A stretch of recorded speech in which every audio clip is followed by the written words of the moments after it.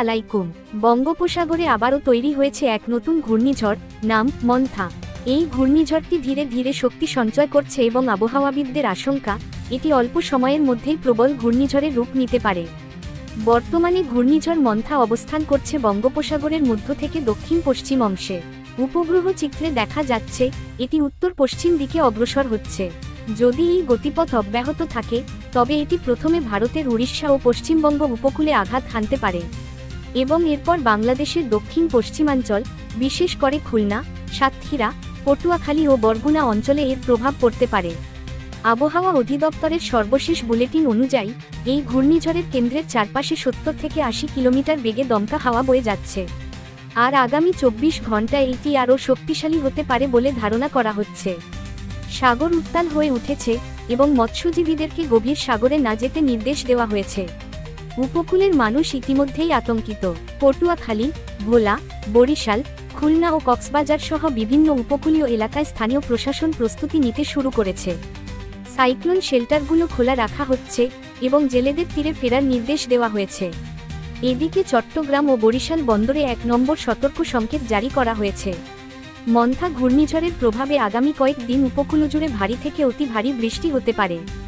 এছাড়া জলোচ্ছ্বাসের উচ্চতা স্বাভাবিকের চেয়ে 3 থেকে 5 ফুট পর্যন্ত বাড়তে পারে। নিম্নাঞ্চল প্লাবিত হওয়ার আশঙ্কা রয়েছে, বিশেষ করে ভোলা, হাতিয়া, পায়রা ও আশেপাশের দ্বীপাঞ্চলে।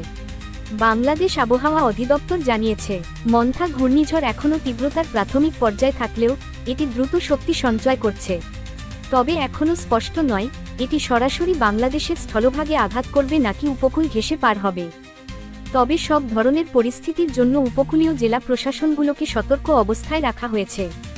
বর্তমান তথ্য অনুযায়ী শনিবার থেকে রোববারের মধ্যেই এর প্রকৃত গতিপথ ও শক্তি স্পষ্ট হবে।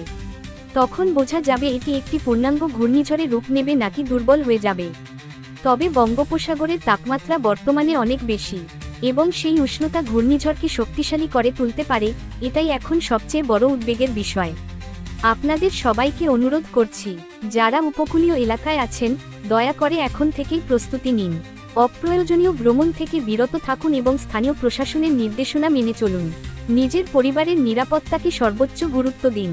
যদি আপনার এলাকায় আকাশ ঘন হয়ে আসে, বাতাসের গতি বেড়ে যায় বা হঠাৎ সাগরের পানি ফুলে ওঠে, তাহলে দ্রুত নিরাপদ জায়গায় আশ্রয় নিন। ভিডিওটি ভালো লাগলে এখনই একটি লাইক দিন আর কমেন্ট করে জানান আপনি কোন জেলা থেকে ভিডিওটি দেখছেন। আপনার মন্তব্য থেকেই আমরা জানতে পারি কোন অঞ্চলে আবহাওয়ার পরিবর্তন ঘটছে। এবং হ্যাঁ, সর্বশেষ ঘূর্ণিঝড় ও আবহাওয়া আপডেট পেতে এখনই চ্যানেলটি সাবস্ক্রাইব করুন। শেষে আবারও মনে করিয়ে দিই, বঙ্গোপসাগরে মন্থা ঘূর্ণিঝড় ক্রমেই শক্তিশালী হচ্ছে এবং এর প্রভাবে আগামী কয়েকদিন বাংলাদেশের দক্ষিণাঞ্চলে প্রবল বৃষ্টিপাত ও দমকা হাওয়া দেখা দিতে পারে। সতর্ক থাকুন, নিরাপদে থাকুন আর সবার আগে খবর পেতে সঙ্গে থাকুন আমাদের সাথে।